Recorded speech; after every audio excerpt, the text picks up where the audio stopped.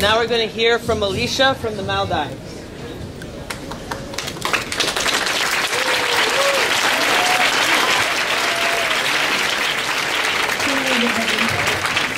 I come from a very beautiful country. I live in paradise. A paradise of over 1,190 small islands. But the country is 99% ocean. And 1% of that land is just 1 meter above sea level.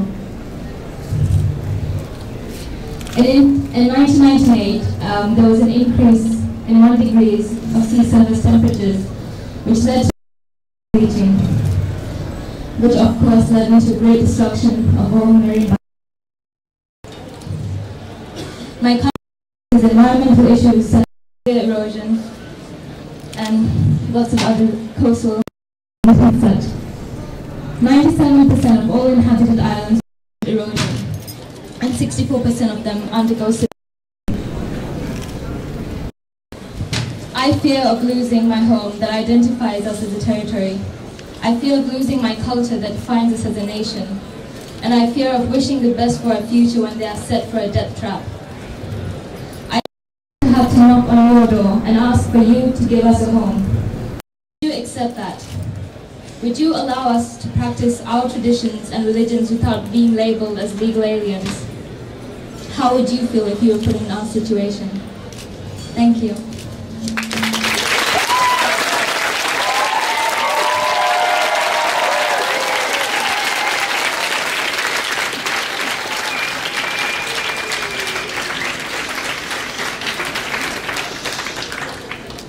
And now we're going to hear from Shabash from Fiji.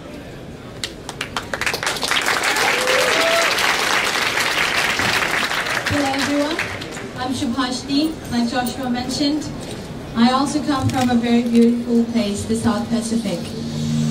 I want to start to explain why on earth I flew 3 days by air, traveled 4 continents, out of summer into freezing cold Copenhagen. What is the reason why I need to be here standing dressed up like this in 5 layers of clothes to explain to you that the gravity of the situation is truly exactly that. It's not just science, it's people. And like I always say, our islands, our people, we're not poker chips. We're real, living human beings. And what will happen if we do not seal the deal is very real for us. Our islands face many challenges, from freshwater scarcity to coastal erosion. Yesterday, Tuvalu, their problems are huge. They are fighting for their right to survive. They have water shortages where they get only a few hours of water per day. How would you like to live with that? Have you had to stand in line to get water? Sorry. It's a bit overwhelming standing here trying to explain to a lot of people that I don't know how real this is for us. But believe us when we say that we speak from our heart, that the problems are real in our islands. And what we need the world to do is stand by us and help us fight this war with us. We have been there with you in every war that you fought, whether it was World War II, Kuwait, Iraq, Afghanistan. Even if the wars did not involve us, but we were there because you asked our help.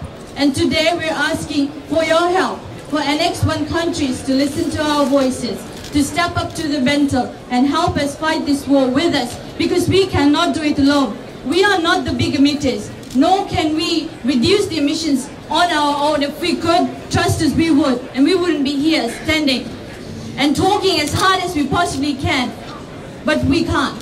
So we need your help. So please, listen to our pleas and help fight with us on this. Thank you.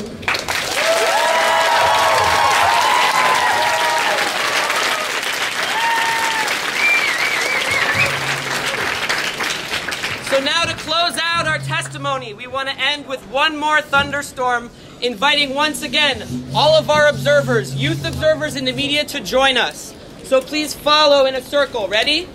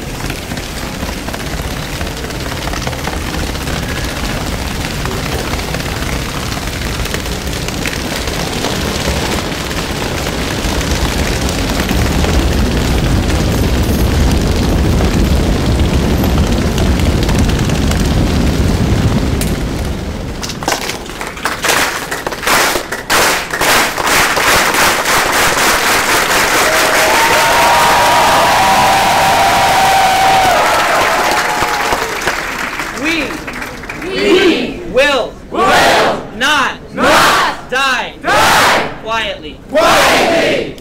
Thank you.